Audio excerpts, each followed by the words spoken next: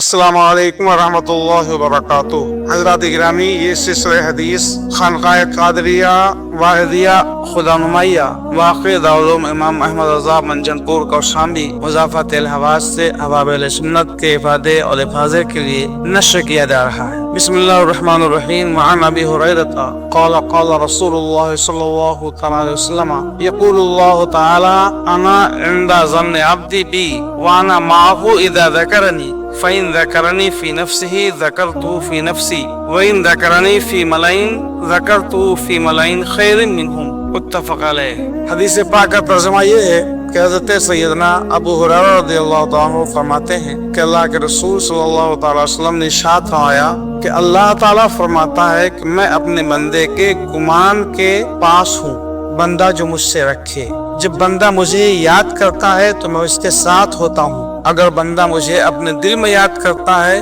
तो मैं भी उससे अकेले ही याद करता हूँ, और अगर मुझे मरने में याद करता है तो मैं उससे बेहतर मरने में याद करता हूँ। यह हदीस पाक भी मुत्तफ़क़ अलैह है, यानी इमाम बुखारी और इमाम मुस्लिम दोनों ने इस हदीस पाक को रवायत किया। हज़रत गिरामी, मफ़हूम हदीस ये है, अल्लाह जल्ल मदुल क़दीर इरशाद फरमाता है अना इंदा ज़न्न अब्दी बी, मैं अपने बंदे के गुमान के साथ हूँ जो मेरे ताल्लुक़ से रखता है। हकीमुल उम्मत अल्लामा अहमद यार खान नईनी रहमतुल्लाह अलैह इसकी वज़ाहत में फरमाते हैं कि हदीस पाक में जो ज़न आया, ज़न का एक माना यकीन है और एक माना गुमान है, और दोनों माना यहाँ पर फिट हो जाएगा। मफ़हूम हदीस यूँ होगा कि मैं बंदे के यकीन के साथ हूँ जो बंदा मेरे ताल्लुक़ से रखे, या बंदे के गुमान के साथ हूँ जो बंदा मेरे साथ रखे। यानी बंदा कोई अमल, कोई इबादत या दुआ जो मेरी बारगाह में करता है और मुझसे यकीन रखता है, वो गुमान रखता है कि अल्लाह ताला कबूल फरमाएगा, मुझसे अच्छा गुमान रखता है तो मैं उसकी दुआ को कबूल फरमा लेता हूँ।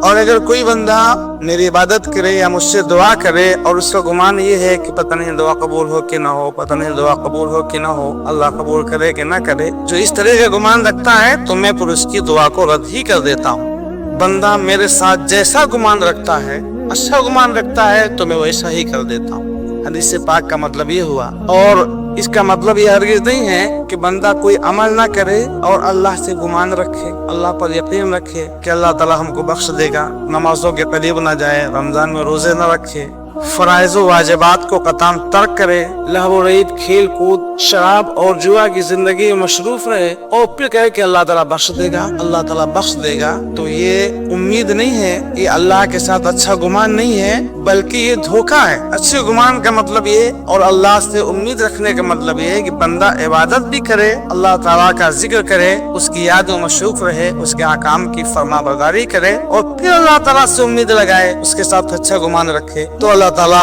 उसके अमाल को कबूल फरमाता है। और अगर कोई अमल न करे, नमाजों से दूर रहे और अच्छा गुमान रखे, तो ये उम्मीद, ये ज़न और यकीन नहीं बल्कि ये उसका धोखा है। मौलाना रूम रज़ियल्लाहु तआला फरमाते हैं, गंदुम अज गंदुम बरोयत जो से जो अज मुकाफाते अमल गाफिल मशो, यानी गंदुम का दाना बोगे तो गंदुम उगेगा, जौ बोया